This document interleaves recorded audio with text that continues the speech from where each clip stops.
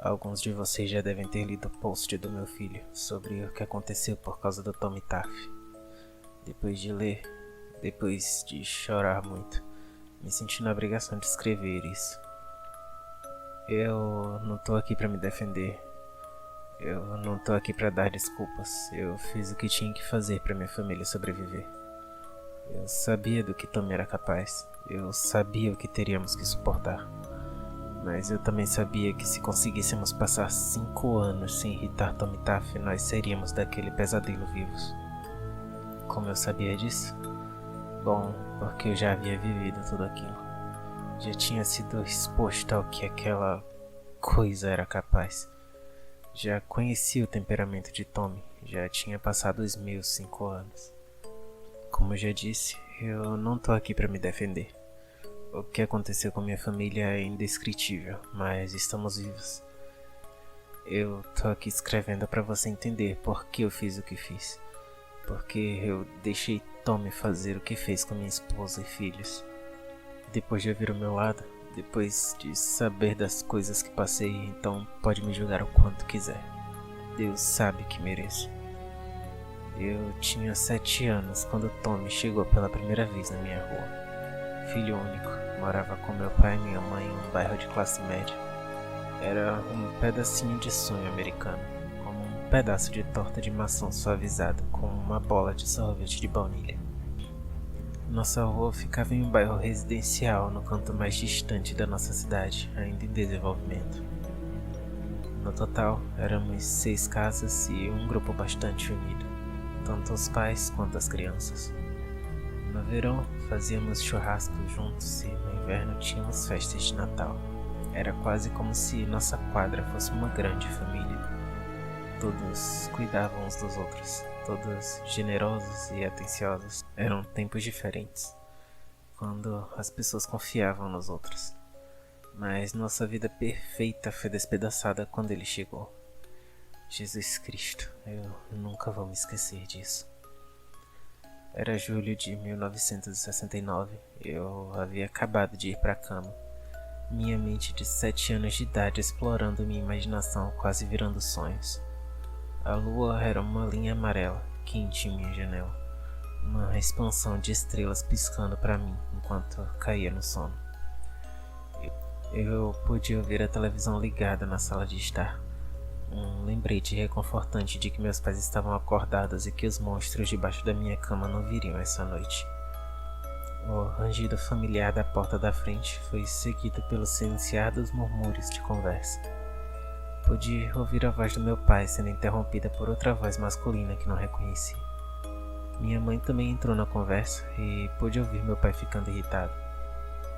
Os minutos se espicharam, enquanto o visitante noturno misterioso continuava a conversar com meus pais. Saí de fininho da cama e fui até a porta do quarto, colocando a cabeça para fora para ouvir melhor. Ainda não conseguia distinguir as palavras, mas podia notar que meu pai estava ficando furioso. Começou a gritar e eu vi ele mandar que o visitante saísse da casa ou ligaria para a polícia. Todo mundo ficou quieto. Tão quieto que eu podia ouvir meu coração batendo rápido. Então ouvi minha mãe começar a chorar. Era tão baixinho, mas me deixou com tanto medo. O visitante noturno estava falando algo para meus pais. Sua voz bem baixa, minha mãe ainda soluçando. Depois de alguns minutos, meu pai falou algo que eu não consegui entender. Logo em seguida, eu ouvi algo bater contra a parede lá embaixo, mas com tanta força que pude escutar os quadros caindo no chão e o vidro se espatifando. Coloquei a mão sobre a boca para não deixar escapar um grito. O que estava acontecendo? Minha mãe deixou escapar um som de clemência. Estava implorando para alguém. Houve um bater de pés e depois mais um estrondo contra a parede. O intruso falava algo para meus pais. Da sua voz jorrava autoridade. Eu me esforcei para entender as palavras, mas para mim parecia só um balbuciar fraco. Depois de mais alguns minutos agonizantes, ouvi meu pai me chamando lá de baixo. Meu coração era um tambor selvagem em meu peito, enquanto mordia o lábio inferior e as mãos tremiam. Por que eu tinha que descer? O que estava acontecendo? Meu pai chamou de novo, com uma voz trêmula. Vagarosamente, abri a porta do quarto e fui para o topo da escada. Percebi que estava agarrado ao rugido, meu ursinho de pelúcia. Minhas mãos estavam suadas e pude sentir o pelo suave dele se umedecendo.